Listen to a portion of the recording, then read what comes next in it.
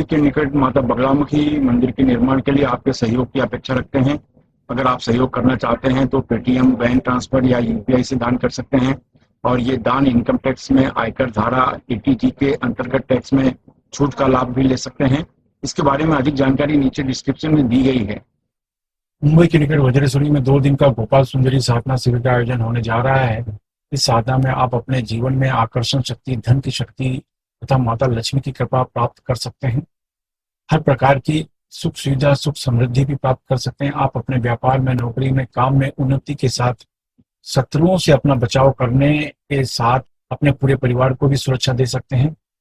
इसमें भाग लेने के 2 तरीके हैं। एक तो आप वहां आकर साधना में भाग ले सकते हैं, दूसरा आप ऑनलाइन भी सीख सकते हैं। अगर आप सीखना चाहते हैं तो नीचे डिस्क्रिप्शन में लिंक दिया है, वहां से आप फॉर्म भर सकते हैं। हमारे दिव्य योग आश्रम के परिवार में आप शामिल हों, इसलिए इस चैनल को सब्सक्राइब, शेयर, लाइक अवश्य करें। नमस्कार, दिव्य योग आश्रम की तरफ से आपका हार्दिक स्वागत है। आज हम गोपाल सहस्त्र नाम की चर्चा करेंगे। आज हम संतान गोपाल सहस्त्र नाम की चर्चा करेंगे। कहने का अर्थ है, किसी भी देवी देवता के जितने भी नाम लिए जाते हैं, उतना ही मन की में जो मलिन आत्माएं हैं वो शुद्ध हो जाती हैं, पवित्र हो जाती हैं। देवी देवताओं का नाम इसीलिए लिया जाता है कि हमारे बुरे संस्कार, हमारे अंदर, हमारे हृदय में जो दूषित मनोकामना है, ये सब नष्ट हो जाती है। तो आज संतान गोपाल सहस्त्र नाम की चर्चा की जा रही है। सहस्त्र मतलब 1000 नाम, यानी भगवान श्री कृष्ण की 1000 नामों की महिमा की जा रही है। और जब 1000 नामों का जाप किया जाता है तो ऐसा नहीं होता कि हम अपनी मनोकामना को पूरा न कर सकें या किसी भी तरह की मनोकामना हमारी पूरी न हो सके, क्योंकि ये हमारे अंदर की जितनी भी कलुषित भावना है, नेगेटिव एनर्जी है, उनको वो नष्ट करने का कार्य करता है। सबसे बड़ा फायदा हमको ये मिलता है। कहने का अर्थ यह है कि ये अभ्यास हर व्यक्ति को नियमित रूप से करना चाहिए और इसकी विधि है। एक आदमी अपने कार्य में मेहनत कर रहा है, चाहे वो नौकरी कर रहा है, चाहे व्यापार कर रहा है, चाहे दुकान धंधा कर रहा है, वो बेहिसाब मेहनत करता है, फिर भी उसका मन उसे लगता है कि उसे कुछ मिला नहीं जितना कि उसे मिलना चाहिए। इसके अलावा वो ये भी महसूस करता है कि मैं इतना योग्य हूँ, इतना जानकार हूँ, लेकिन मेरे से ज़्यादा दूसरे व्यक्ति सफल हो जाते हैं, क्योंकि भले उनको जानकारी भी ना हो, उनके पास उतनी जानकारी भी नहीं होती, उतना नॉलेज भी नहीं होता, उतना ज्ञान भी नहीं होता, फिर भी वो सफल हो जाते हैं। तो मुझ में ऐसी क्या गलती है, मैंने क्या गलती है, या मेरा काम क्यों नहीं सफल होता, इस तरह की भावना आपके मन में आती रहती है। कहने का अर्थ है, इसको कहते हैं कर्म संस्कार, कर्म दोष ये कहा जाता है। कर्म दोष जब तक नष्ट नहीं होगा, आपके आने वाले रास्ते क्लियर नहीं होते, साफ नहीं होते। आपका जो तरक्की का जो मार्ग है वो सफल नहीं होता। आपका जो तरक्की का मार्ग है वो सफल नहीं होता। तो कहने का अर्थ है कि तरक्की करने के लिए, आपके कार्य में सफलता प्राप्त करने के लिए, आपके नौकरी व्यवसाय में आपको तरक्की पाने के लिए, आपका जो कर्म बंधन दोष है वो नष्ट होना चाहिए। कर्म बंधन दोष अलग अलग तरीकों से नष्ट होता है। तो उसमें से एक तरीका होता है ईश्वर महिमा। ईश्वर महिमा जब आप करते हैं तो उसमें कर्म दोष नष्ट होता है। भगवान श्री कृष्ण की महिमा का गुणगान जो व्यक्ति करता है, उसके सभी प्रकार के कर्म दोष नष्ट हो जाते हैं। और जब कर्म नष्ट हो जाते हैं, कर्म दोष नष्ट हो जाते हैं, तो आप समझ लीजिए कि आपका रास्ता, आपका राह अब आपको दिखाई देगा। अब आप ऐसे रास्ते पर चलेंगे जहां पर कठिनाइयां हैं, लेकिन उनको दूर करने की क्षमता भी आपके अंदर है। आपके राह में पत्थर हैं, लेकिन उनको हटाने की क्षमता भी आपके अंदर है। आपके राह में खड्डे हैं, लेकिन उनको भी भरने की क्षमता आपके अंदर आ गई है।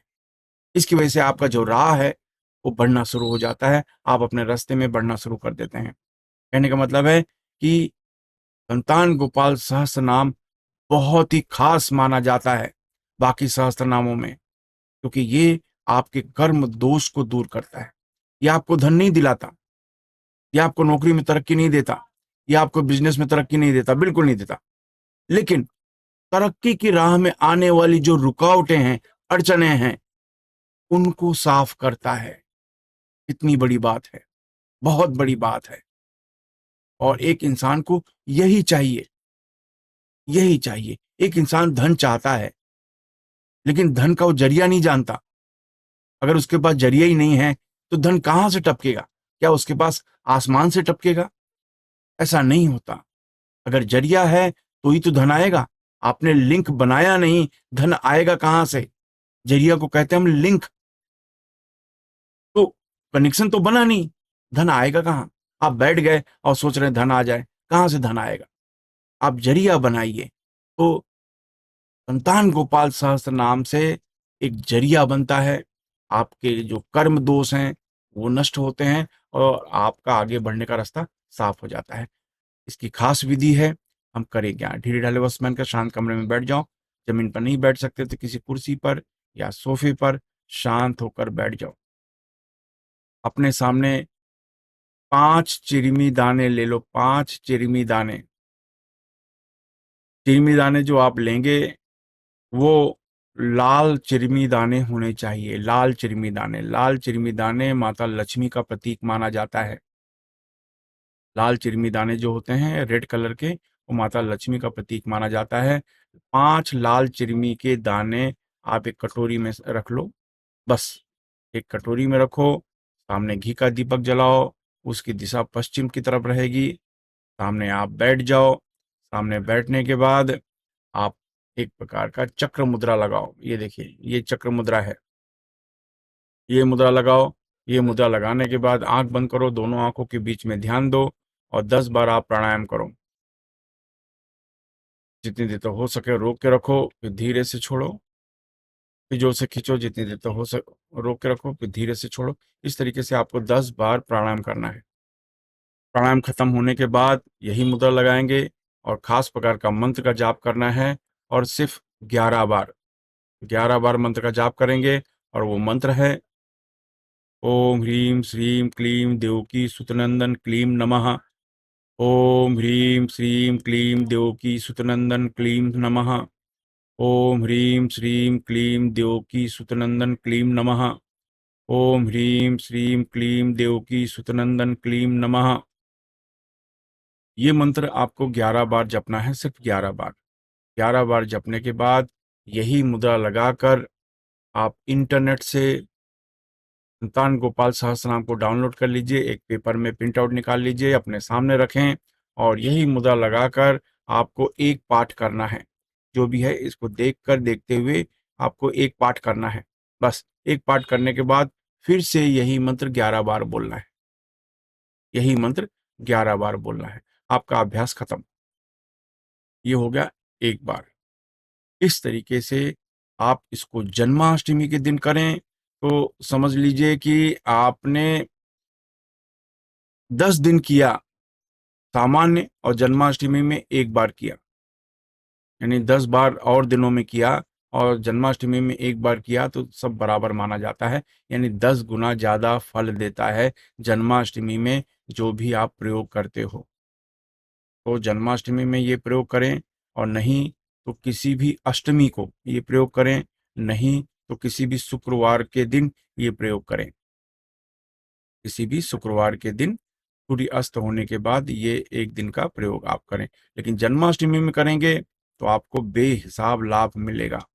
तो ये आप करें, याद रखें। मैंने कहा ये मुद्रा लगा के आप 10 बार प्राणायाम करें, फिर ये मुद्रा लगा के 11 बार मंत्र का जाप करें, फिर यही मुद्रा लगाकर आपको एक पाठ करना है सहस्त्रनाम का, गोपाल सहस्त्र नाम का, संतान गोपाल सहस्त्र नाम का एक पाठ करना है। एक पाठ करने के बाद फिर 11 बार ये मंत्र का जाप करना है। आपका अभ्यास खत्म। किसी को फल या भोजन दान कर दो। याद रखें ये एक दिन का प्रयोग माना जाता है। ये करने से संतान संबंधी सभी प्रकार की मनोकामना पूर्ण होती है। आपके कर्म बंधन जो होते हैं वो टूटते हैं। फिर चाहे आप नौकरी कर रहे हैं, व्यापार कर रहे हैं, बिजनेस कर रहे हैं, किसी भी तरह की आपकी अंदर की योग्यता है, ये उस क्षेत्र में आप बढ़ना शुरू कर देते हैं और बेहिसाब आपको लाभ मिलता है। घर में सुख का वातावरण होता है। सुख का मतलब पैसा नहीं होता। पैसा आपके पास अरबों रुपया है लेकिन शांति नहीं है तो क्या आप सुखी हैं? आप सुखी नहीं हो सकते हैं। तो ये आपको सच्चा सुख देता है। धन तो दूसरे नंबर पर आता है, धन की तो बात ही नहीं होती, क्योंकि जो इनका उपासक होता है संतान गोपाल सहस्त्र नाम का, तो भौतिक सुख मतलब वो बात ही नहीं आती, भौतिक सुख की बात ही नहीं हो सकती, क्योंकि वो तो मिलता ही है उन्हें। लेकिन मेन सुख की बात हो रही है, वो सुख, सच्चा सुख जो है वो मिलता है, जिससे आत्मा शांत हो जाती है, मन शांत हो जाता है।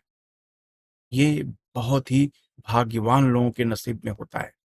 आप इस पद्धति से करें और देखें इसका कितना फायदा होता है। अगर आपको लाभ मिलता है तो किसी दूसरे की बिना स्वार्थ के मदद करें। धन्यवाद।